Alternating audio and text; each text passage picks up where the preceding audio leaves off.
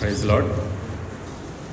ఈనాటి మన ఆరాధనకు సహాయకరంగా 54వ కీర్తనను ఉత్తర ప్రత్యుత్తరములుగా చదువుకుందాం. దేవా, నీ నామమును బట్టి నన్ను రక్షింపుము, నీ పరాక్రమమును బట్టి నాకు న్యాయము తీర్చుము.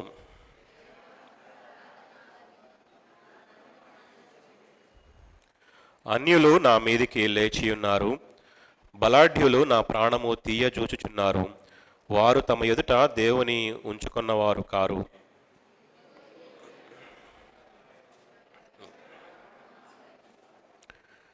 నా శత్రువులు చేయు కీడు ఆయన వారి మీదికి రప్పించును. నీ సత్యమును బట్టి వారిని నశింపచేయుము. స్వేచ్ఛార్పణలైన బలులను నేను నీకు అర్పించదను.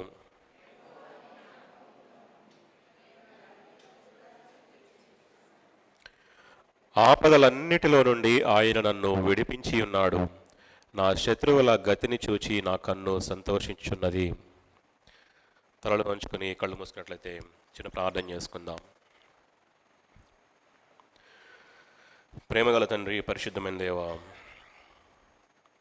మరొకసారి నాయన ఉదయకాల సమయంలో మా ప్రభువా ఈ రీతిగా మీ మందిరావరణముల్లో చేరి ప్రభువా మిమ్మల్ని స్తుతించడానికి, ఘనపరచడానికి, మిమ్మల్ని హెచ్చించడానికి, కొనియాడటానికి, మిమ్మల్ని కీర్తించడానికి, స్తోత్రించడానికి మా ప్రభువా మా జీవితాలలో మీరు అనుగ్రహించిన శ్రేష్టమైన సమయాన్ని బట్టి, ధన్యతను బట్టి, తరుణాన్ని బట్టి మీకు వేలాది స్తుతులు, స్తోత్రాలు చెల్లిస్తుంటున్నాను మా తండ్రి. నాకంటే మాకంటే అనేక విధాలుగా శ్రేష్ఠులైన వారు మా ప్రభువా ఈ క్షణాన్ని చూడాలని, సంతోషించాలని ఎంతగానో ఆశించినప్పటికీ మా ప్రభువా వారికి లేనటువంటి భాగ్యాన్ని మా ప్రభువా మీ మందిరములో చేరి సజీవుడమైన నీ ముఖాన్ని చూచి మా ప్రభువా ఆరాధించేటువంటి భాగ్యాన్ని మా ప్రభువా మాకు అనుగ్రహించినందుకు నాయన మీకు వేలాది స్తుతులు, స్తోత్రాలు చెల్లిస్తుంటున్నాను మా తండ్రి. ప్రభువా ఈ ఉదయకాలపు ఆరాధనకు నాయన మీరు సిద్ధపరిచిన లేఖన భాగాలను బట్టి నాయన మీకు వందనాలు చెల్లిస్తుంటున్నాను మా తండ్రి. అలనాడు దావీదు మా ప్రభువా ఏ రీతిగా మీ గుణలక్షణాలని జ్ఞాపకం చేసుకొని మీకు ప్రార్థించి మిమ్మల్ని ఆరాధించి ఉంటున్నాడు, ఆ రీతిగానే మా ప్రభువా ఈ ఉదయకాలంలో మా తండ్రి మీ గుణలక్షణాలను మేము కూడా జ్ఞాపకం చేసుకుని ప్రభువా మిమ్మల్ని స్తుతించడానికి, ఆరాధించడానికి సహాయం చేయమని ప్రభువా ప్రార్థిస్తుంటున్నాను మా తండ్రి. నీ సన్నిధిలో నిలవబడిన నన్ను మీరు జ్ఞాపకం చేసుకోండి, మీ సిలువ చాటును మరుగుపరచండి ప్రభువా. నిష్ప్రయోజకమైనటువంటి దాసుడను మా ప్రభువా మీ నోటికి బోరగా నన్ను వాడుకొనమని, ఆత్మాభిషేకంతో వాడుకొనమని, నోటి మాంద్యము నుంచి, నాలుక మాంద్యము నుంచి నన్ను విడిపించి మీ కొరకు వాడుకొనవలసిందిగా ప్రార్థిస్తూ యేసుక్రీస్తు నామమున పెట్టి అడిగి వేడుకొంచున్నాను మా తండ్రి, ఆమేన్. ప్రియులారా, ఈ 54వ కీర్తన వాస్తవానికి దావీదు మహారాజు చేసినటువంటి ప్రార్థనగా మనకి కనబడుతూ ఉంటుంది. కీర్తనకు ముందుగా ఉన్నటువంటి శీర్షికను కనుక మనం జాగ్రత్తగా గమనించినట్లయితే, దావీదు మహారాజు సౌలు చేత తరుమబడుతూ ఉన్నప్పుడు హకీలా మన్యములో అరణ్యమునందు కొండ స్థలముల యందు దావీదు దాక్కున్నాడు. ఆ విషయాన్ని అక్కడ ఉన్నటువంటి జిఫీయులు సౌలుకి వర్తమానం అందించారు, దావీదు మహారాజు మా దగ్గరే ఉన్నాడు అనేటువంటి విషయాన్ని. కాబట్టి సౌలు అక్కడ నుంచి దావీదుని పట్టుకోవడానికి ప్రయత్నం చేసినట్లుగా మనం చూస్తూ ఉంటున్నాం. ఈ విషయాలన్నీ కూడా మొదటి సమూయేలు గ్రంథం 23వ అధ్యాయము 26వ అధ్యాయంలో వివరించబడుతూ ఉంటున్నాయి. అయితే వాస్తవానికి ఈ కీర్తన వ్రాసినటువంటి సందర్భంలో దావీదు మహారాజు తను ఎటువంటి ప్రజల మధ్యలో నివాసము చేస్తున్నాడో, ఎటువంటి ప్రజలు తనని తరుముతుంటున్నారో మనము 3వ వచనంలో చూస్తూ ఉంటున్నాం. అన్యులు, బలాఢ్యులు నా మీదికి లేచి ఉన్నారు, నా ప్రాణము తీయజూచున్నారు. దేవుని ఎరిగినటువంటి అన్య జనాంగము చేత నేను తరుమబడుతుంటున్నానని చెప్పి అక్కడ కీర్తనాకారుడు 3వ వచనంలో వివరిస్తూ ఉంటున్నాడు ప్రియులారా. అయితే దావీదు మహారాజు ఎటువంటి దేవుని సేవిస్తున్నాడో, ఆ దేవుని గుణలక్షణాలు ఏమిటో, ఆ దేవుడు ఎంత గొప్ప దేవుడో ఎరిగినటువంటి అన్య జనాంగము దావీదుని తరుముతూ ఉంటుంది. ఈ పరిస్థితిలో దావీదు మహారాజు దేవుని యొక్క గుణలక్షణాలని జ్ఞాపకం చేసుకొని ఈ కీర్తనలో ప్రార్థిస్తున్నట్లుగా మనం చూస్తూ ఉంటున్నాం. మనము కూడా ఆ యొక్క ఎటువంటి పరిస్థితిలో మనమైతే ఉంటున్నామో మనందరికీ కూడా తెలిసినటువంటి విషయాలే. అయితే దావీదు మహారాజు తను ఉన్నటువంటి పరిస్థితులను బట్టి నిరాశ నిస్పృహలకి గురి కాకుండా, భయము చేత బెదిరిపోకుండా, ఏ గొప్ప దేవునిని సేవిస్తున్నాడో ఆ దేవుని గుణలక్షణాలని జ్ఞాపకం చేసుకొని ప్రార్థించి దేవునిని స్తుతించి ఆరాధించినట్లుగా మనం చూస్తూ ఉంటున్నాం. కాబట్టి ఆ దావీదు మహారాజు జ్ఞాపకం చేసుకున్నటువంటి ఆ గుణలక్షణాలని ఈరోజు నీవు నేను కూడా ఒకసారి మననం చేసుకొని దేవునిని ఆరాధిద్దాం ప్రియులారా. అయితే మొట్టమొదటిగా ఆలోచన చేసినట్లయితే మొదటి వచనము మొదటి భాగములో నీ నామమును బట్టి నన్ను రక్షింపుము అంటూ ఉన్నాడు ప్రియులారా.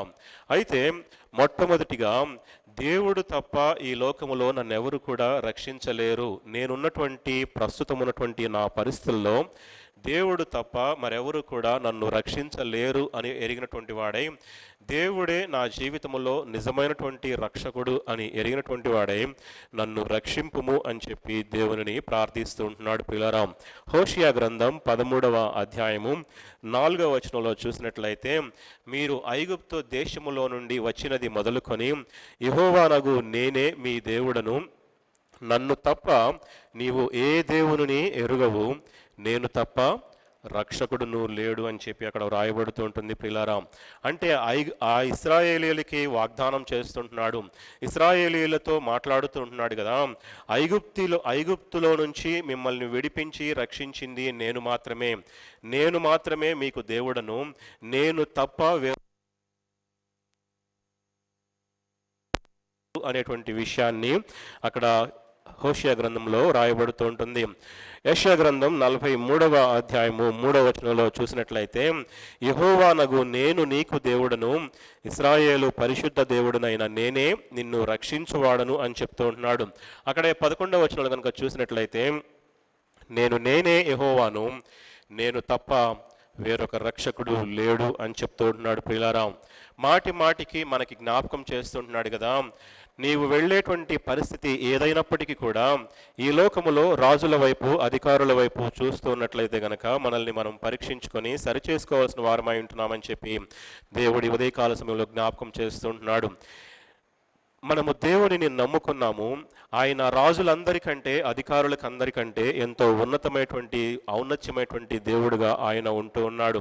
కాబట్టి మాటి మాటికి మనకి జ్ఞాపకం చేస్తుంటున్నాడు కదా, నేను తప్ప ఈ లోకములో నిన్నెవరు కూడా రక్షించలేరు, నీకున్నటువంటి ప్రతి పరిస్థితి నుంచి, నీవు వెళ్ళేటువంటి ప్రతి శ్రమ నుంచి కూడా నేను మాత్రమే నిన్ను రక్షిస్తాను అని చెప్పి దేవుడు జ్ఞాపకము చేస్తుంటున్నాడు ప్రియులారా. మనం వెళ్ళే ప్రతి కష్టకాలములో, ఇరుకులలో, ఇబ్బందులలో, నిరాశ నిస్పృహలలో, శ్రమలలో ఆయన మన జీవితాలలో రక్షకుడిగా ఉంటున్నాడు అనేటువంటి సత్యాన్ని దేవుడు జ్ఞాపకము చేస్తుంటున్నాడు. క్రొత్త నిబంధనలోకి వచ్చేసరికి ఆయన పేరు యేసు అని చెప్పబడుతూ ఉంటుంది. యేసు అనేటువంటి పదానికి రక్షకుడు అని చెప్పి అర్థమవుతుంది ప్రియులారా. ఆయన పాపముల నుంచి విడిపించేటువంటి రక్షకుడిగా ఆయన ఉంటూ ఉన్నాడు. శిక్ష నుంచి తప్పించేటువంటి లోకరక్షకుడిగా ఆయన ఉంటూ ఉన్నాడు ప్రియులారా. లూకాసు వార్త 1వ అధ్యాయము 48వ వచనంలో, నా ఆత్మ నా రక్షకుడైన దేవుని యందు ఆనందించెను అని చెప్తూ ఉంటున్నాడు ప్రియులారా. దేవుడు తన స్వహస్తాలతో నరుని నిర్మించాడు.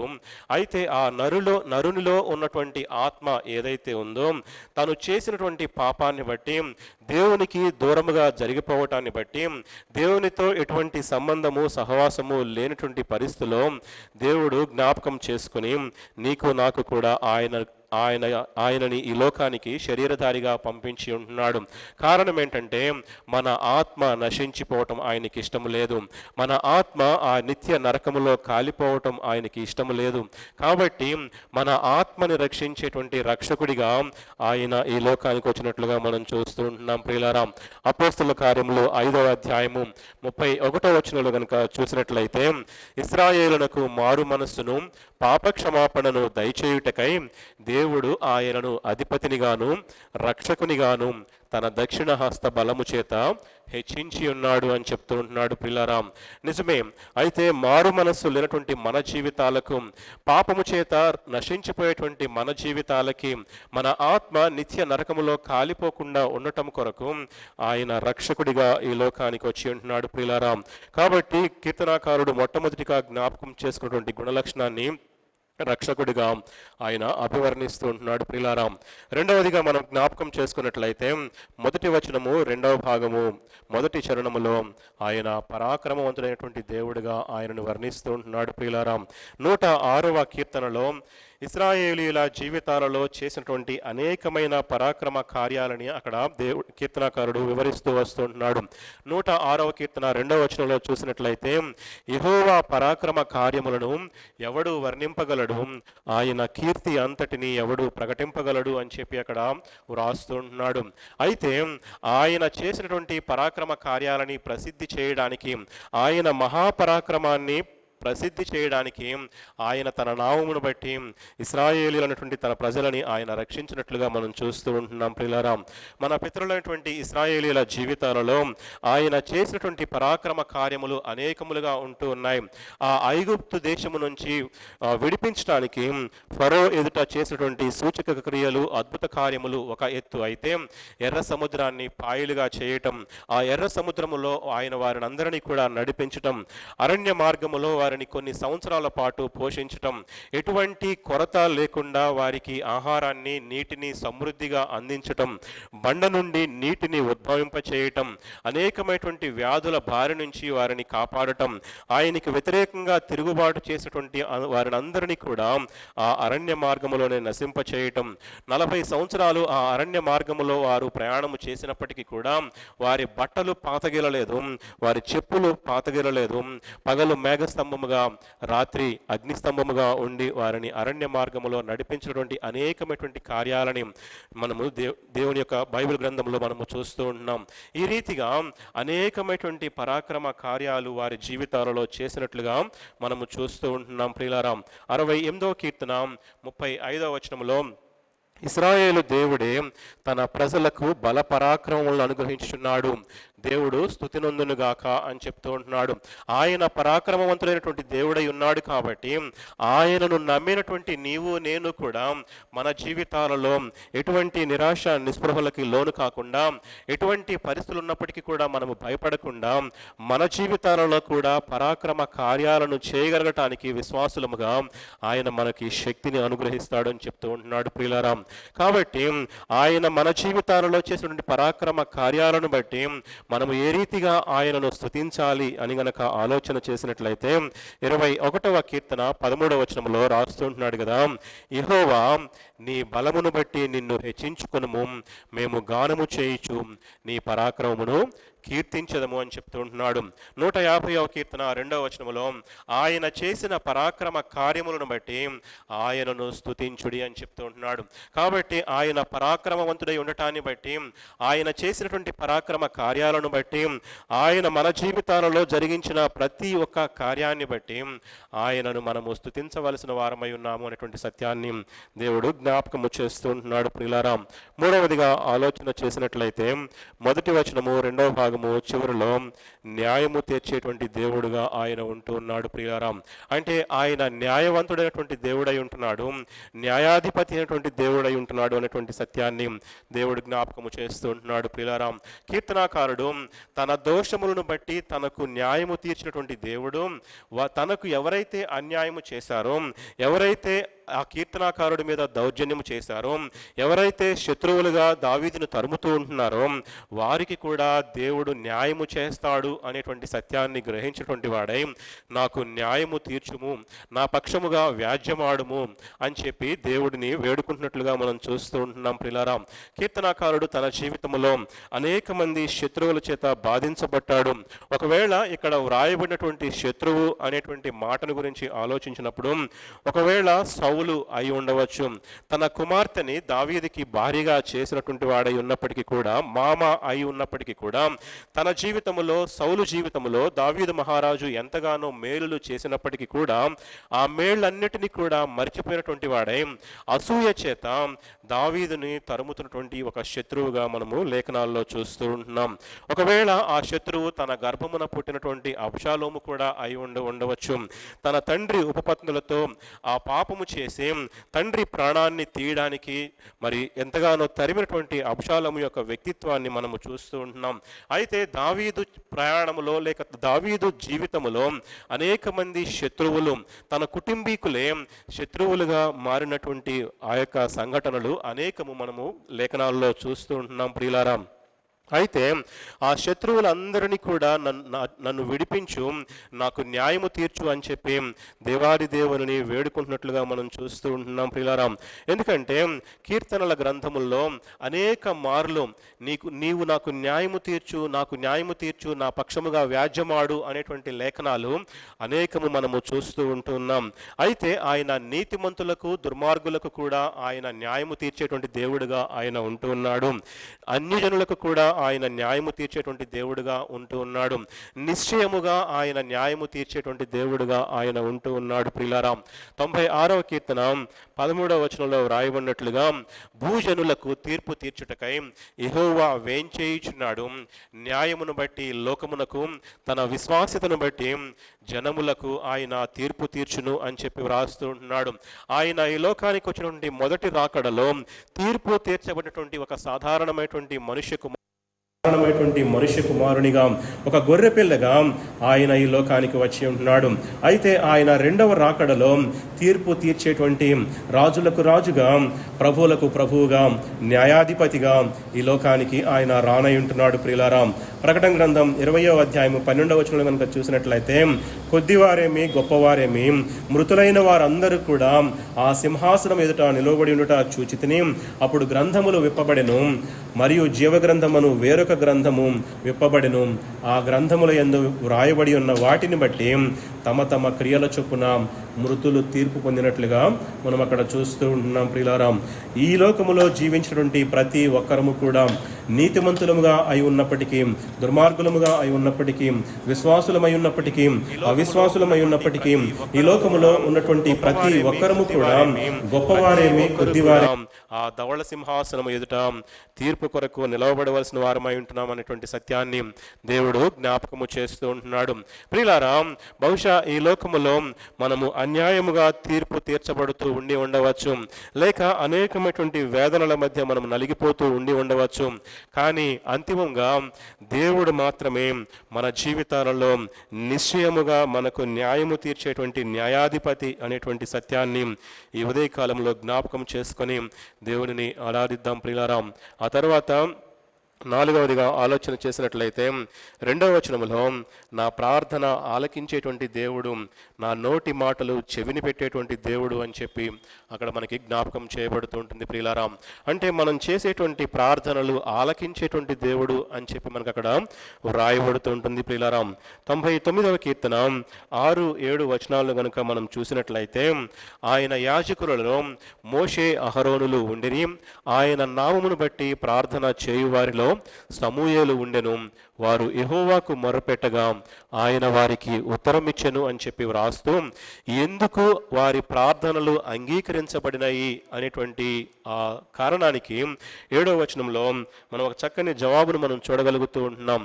మేఘ స్తంభములో నుండి ఆయన వారితో మాట్లాడెను, వారు ఆయన శాసనములను అనుసరించిరి, ఆయన తమకిచ్చిన కట్టడను వారు అనుసరించడాన్ని బట్టి వారు చేసినటువంటి ప్రార్థనలు ఆలకించబడినట్లుగా మనం చూస్తూ ఉంటున్నాం.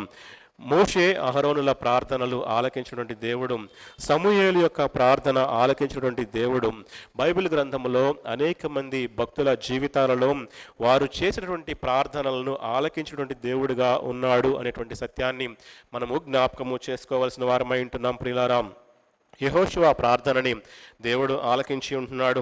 దావీదు, సొలొమోను, నెహెమ్యా, పేతురు, యోహానులు, పౌలు, శీలలు అంత మాత్రమే కాదు, కానీ యేసుక్రీస్తు ప్రభువారు కూడా స్వయంగా తండ్రి అయినటువంటి యెహోవా దేవునిని ప్రార్థించి ఆయన జవాబులు పొందుకున్నట్లుగా మనం చూస్తూ ఉంటున్నాం ప్రియులారా. అలనాడు వీరందరి ప్రార్థనలను ఆలకించి జవాబులు అనుగ్రహించినటువంటి దేవుడు ఈనాడు నా ప్రార్థనని ఆలకించడానికి కూడా ఆయన సిద్ధముగా ఉన్నాడు అనేటువంటి సత్యాన్ని జ్ఞాపకం చేసుకొని మనము దేవునిని స్తుతించవలసిన వారమై ఉంటున్నాం ప్రియులారా. చక్కని వాగ్దానాలు మనకి జ్ఞాపకము చేయబడుతూ ఉంటున్నాయి.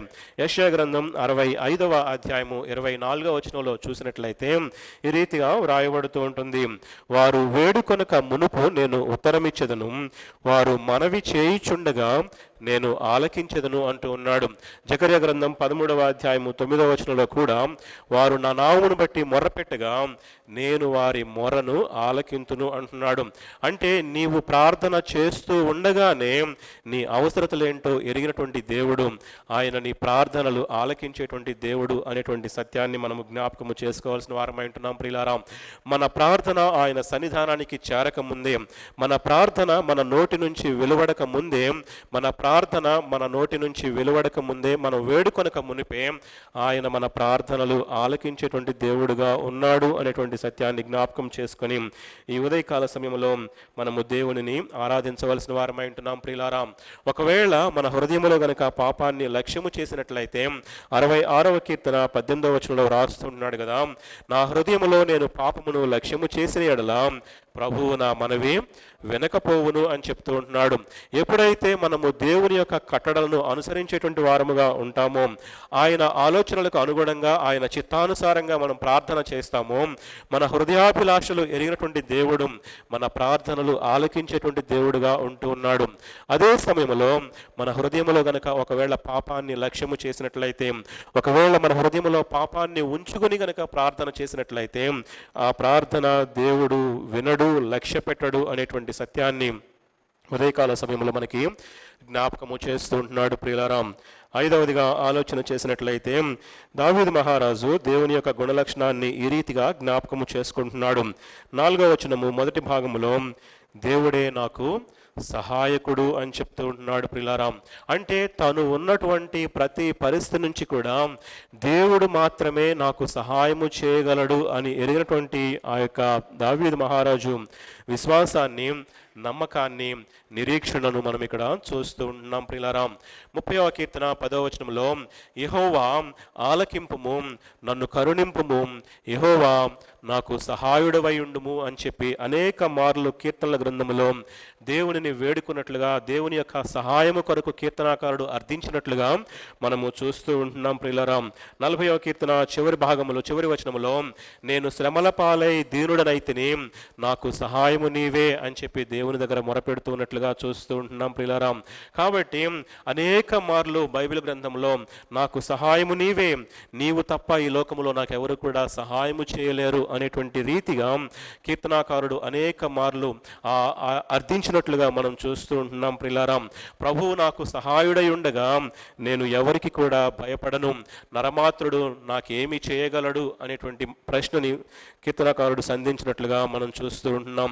దేవుడే మన జీవితాలలో మనకు సహాయకుడిగా ఉన్నప్పుడు ఈ లోకములో ఏ ఒక్కరికి కూడా, ఏ పరిస్థితికి కూడా భయపడవలసినటువంటి అవసరం లేదు అనేటువంటి సత్యాన్ని దేవుడు జ్ఞాపకం చేస్తూ ఉంటున్నాడు. ప్రియులారా, యెషయా గ్రంథం 41వ అధ్యాయము 10వ వచనంలో రాస్తున్నాడు కదా, నీకు సహాయము చేయువాడను నేనే అంటూ ఉన్నాడు. ప్రియులారా, యెషయా గ్రంథములో అనేక మార్లు నేనే నిన్ను రక్షించువాడను, నేనే నీకు సహాయము చేయువాడను, నేనే నేనే నేనే అనేటువంటి మాటలు అనేక మార్లు అనేక వచనాల్లో మనకు అక్కడ కనబడుతూ ఉంటాయి. ఇక్కడ కూడా 41వ అధ్యాయం 10వ వచనంలో నీకు సహాయము చేయువాడను నేనే అని చెప్తూ ఉంటున్నాడు. ప్రియులారా, ఎంత గొప్ప వాగ్దానం అయి ఉంటుంది. నీవు వెళ్ళేటువంటి ప్రతి పరిస్థితిలో కూడా, నీవు చేసేటువంటి ప్రతి ప్రయాణములో కూడా, నువ్వు గాఢాంధకారపు లోయలో సంచరించినా కూడా ఆయన నీకు సహాయము చేస్తాను, నేనే నీకు సహాయము చేస్తాను అనేటువంటి గొప్ప ఆదరణతో కూడినటువంటి వాగ్దానాన్ని దేవుడు నీకు నాకు కూడా జ్ఞాపకము చేస్తూ ఉంటున్నాడు. ప్రియులారా, కాబట్టి ఆయన మనకు సహాయకుడిగా ఉన్నాడు కాబట్టి, ఆయన ఆశ్రయము, ఆయన మన కేడము అయి ఉన్న దాన్ని బట్టి మన హృదయము ప్రహర్షించాలి అని చెప్పి కీర్తనలతో నేను ఆయనను స్తుతించుచున్నాను అని చెప్పి కీర్తనాకారుడు దేవుడిని స్తుతిస్తున్నట్లుగా మనం చూస్తూ ఉంటున్నాం. ప్రియులారా, 6వదిగా ఆలోచన చేసినట్లయితే 4వ వచనం 2వ భాగములో ఆయన ఆదరించేటువంటి దేవుడుగా ఆయన ఉంటూ ఉన్నాడు. ప్రియులారా, ప్రభువే నా ప్రాణమును ఆదరించువాడు అంటున్నాడు. అంటే ఈ లోకములో తను చేసేటువంటి ప్రయాణములో ప్రభువు తప్ప వేరెవ్వరూ కూడా నన్ను ఆదరించలేరు అనేటువంటి సత్యాన్ని ఎరిగినటువంటి కీర్తనాకారుడు దేవునికి మొరపెడుతూ ఉంటున్నాడు. ప్రభువే నా ప్రాణమును ఆదరించువాడు అని చెప్తూ ఉంటున్నాడు. ప్రియులారా, ఆయన ఎలా ఆదరిస్తాడు అంటే 66వ అధ్యాయము యెషయా గ్రంథం 13వ వచనములో, ఒకని తల్లి వానిని ఆదరించినట్లు నేను మిమ్మును ఆదరించదును అని చెప్తూ ఉంటున్నాడు. ఈ లోకములో మనకి స్నేహితులైన వారు, బంధువులైన వారు అనేక మంది ఉన్నప్పటికీ కూడా దేవుడు మన జీవితాలలో అనుగ్రహించేటువంటి ఆదరణతో ఎవరు ఇచ్చేటువంటి ఆదరణ సమానము కాదు ప్రియులారా. మరి ముఖ్యంగా తల్లి తన కుమారుల్ని కుమార్తెల్ని ఏ రీతిగా ఆదరిస్తుందో అంతకంటే ఎక్కువైనటువంటి ఆదరణని దేవుడు మన జీవితాలలో అనుగ్రహిస్తాడు అని చెప్పి దేవుడు జ్ఞాపకం చేస్తుంటున్నాడు. ఒకని తల్లి వానిని ఆదరించినట్లు నేను మిమ్మల్ని ఆదరించుదును అని చెప్తూ ఉంటున్నాడు. ప్రియులారా, గొప్ప నిరీక్షణతో కూడినటువంటి వాగ్దానాలని దేవుడు మనకి ఉదయకాల సమయంలో జ్ఞాపకము చేస్తూ ఉంటున్నాడు. 94వ కీర్తన 19వ వచనంలో రాస్తుంటున్నాడు కదా, నా అంతరంగమందు విచారములు హెచ్చగా నీ గొప్ప ఆదరణ నా ప్రాణమునకు నెమ్మది కలుగ చేయుచున్నది అంటున్నాడు. దేవుడు కలుగ చేసేటువంటి గొప్ప ఆదరణ ద్వారా బహుశా ఈరోజు నీవు కృంగిపోయేటువంటి పరిస్థితుల్లో ఉన్నావేమో, నీవు ఉన్నటువంటి పరిస్థితులను బట్టి భయపడుతూ ఉన్నావేమో, నిరాశ నిస్పృహలలో ఉంటూ ఉన్నావేమో. అయితే దేవుడు జ్ఞాపకం చేస్తుంటున్నాడు కదా, నేను నీ జీవితంలో గొప్ప ఆదరణని అనుగ్రహిస్తాను అని చెప్పి వాగ్దానం ఇస్తుంటున్నాడు.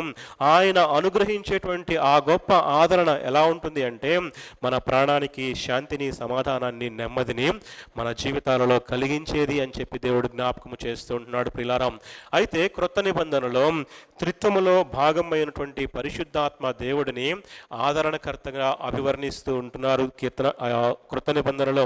అయితే ఈ ఆదరణకర్త లేక ఈ పరిశుద్ధాత్మ దేవుడు ఎల్లప్పుడూ కూడా మనతో ఉంటాను అని చెప్పి వాగ్దానము చేస్తూ ఉంటున్నాడు. మరి ముఖ్యంగా యేసు క్రీస్తు ప్రభువారు శరీరధారిగా ఈ లోకములో జీవించినటువంటి ప్రతి బోధను, ప్రతి మాటను కూడా అంత్య దినాలలో ఉన్నటువంటి నీకు నాకు కూడా ఆదరణకర్త జ్ఞాపకము చేస్తూ ఉంటున్నాడు. ఆయన క్రీస్తును గూర్చి సాక్ష్యం ఇచ్చేటువంటి ఆదరణకర్త అయి ఉన్నాడు. ఈ ఆదరణకర్త ఈ లోకమంతటిని కూడా పాపమును గూర్చి, తీర్పును గూర్చి ఒప్పింపు చేసేటువంటి ఆదరణకర్తగా ఆయన ఉంటూ ఉన్నాడు.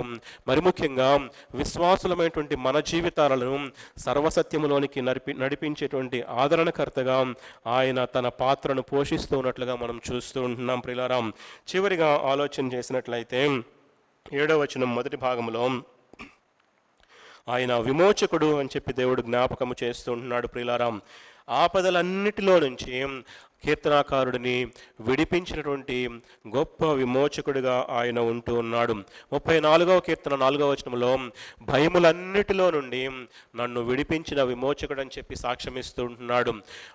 అయితే దావీదు మహారాజు తన జీవిత యాత్రలో సింహము యొక్క బలము నుంచి, ఎలుగుబంటి యొక్క బలము నుంచి, ఫిలిష్తీయుడైన గొల్యాతు చేతిలో నుంచి విడిపించినటువంటి విమోచకుడిని జ్ఞాపకము చేసుకుని నా విమోచకుడు నన్ను విడిపించి ఉన్నాడు అనేటువంటి సాక్ష్యాన్ని అక్కడ ఇస్తున్నట్లుగా మనం చూస్తూ ఉంటున్నాం. ప్రియులారా, హెబ్రీ పత్రిక 2వ అధ్యాయము 15వ వచనంలో ఆయన ఎటువంటి విమోచనను మానవుల జీవితాలలో అనుగ్రహించాడో మనం చూస్తూ ఉంటున్నాం.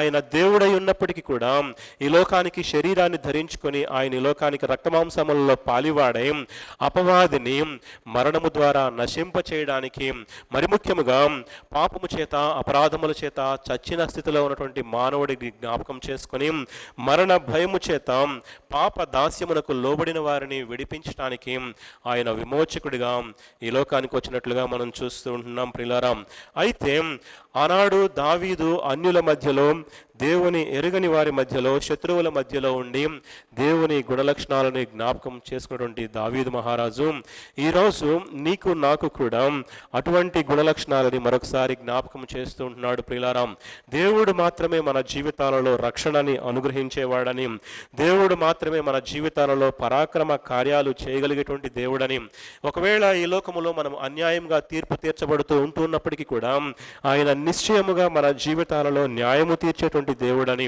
మనము చేసేటువంటి ప్రతి ప్రార్థనని ఆలకించేటువంటి దేవుడై ఉన్నాడని, మనం వెళ్ళేటువంటి ప్రతి పరిస్థితిలో కూడా ఆయన మాత్రమే సహాయకుడై ఉన్నాడని, మరి ముఖ్యంగా నిరాదరణతో ఉన్నటువంటి మన జీవితాలలో, ఒంటరితనంతో కుమిలిపోతున్నటువంటి మన జీవితాలలో ఆయన ఆదరణను అనుగ్రహించేటువంటి దేవుడై ఉన్నాడని, ప్రతి శ్రమలో నుంచి విమోచించేటువంటి దేవుడై ఉన్నాడని చెప్పి దేవుని యొక్క గుణలక్షణాలని జ్ఞాపకం చేసుకొని దేవుని స్తుతిస్తూ ఉన్నట్లుగా మనం చూస్తూ ఉంటున్నాం.